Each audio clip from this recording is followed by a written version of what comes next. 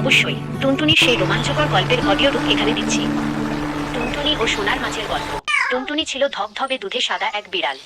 দেখতে যেমন সুন্দর, মেজাজটা ছিল তেমনই দুষ্টু।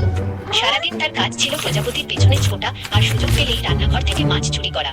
একদিন টুনটুনির কানে এলো এক অদ্ভুত কথা। পাশের জঙ্গলের নদীতে নাকি একটা সোনার মাছ দেখা গেছে। যে সেই মাছটি ধরতে পারবে তার ভাগ্য And the নাকি বদলে যাবে patrol, চিরতরে। they'll be gone by টুনটুনি dawn, মনে মনে ভাবল, right? If যদি the একবার wind ওই holds. মাছটা ধরতে পারি তবে তো আর কোনোদিন পেটের চিন্তা করতে হবে না। যেই ভাবা সেই কাজ। সন্ধ্যা নামতেই টুনটুনি চুপি চুপি রওনা দিল জঙ্গলের পথে। চারপাশ ঘুটঘুটে অন্ধকার, ঝিঝি পোকার ডাক আর বাতাসের শব্দে টুনটুনির বুকটা একটু কাঁপছিল। হঠাৎ সে দেখল নদীর পাড়ে কি যেন একটা চকচক করছে। সত্যিই তো, পানির উপর একটা সোনালী মাছ ডানা ঝাপটাচ্ছে।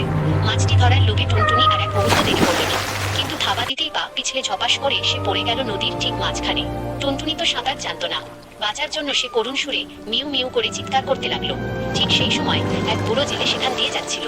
সে পরম মমতায় টুনটুনিকে পানি থেকে উদ্ধার করলো এবং নিজের বাসায় নিয়ে গেল। ভিজে একাকার হয়ে যাওয়া সাদা বিড়ালটিকে সে তোয়ালে দিয়ে মুছে অনেক আদর করলো আর এক বাটি গরম দুধ খেতে দিল। জেলে হেসে বলল, সোনার মাছ ধরতে গিয়ে আজ তো নিজের জীবনটা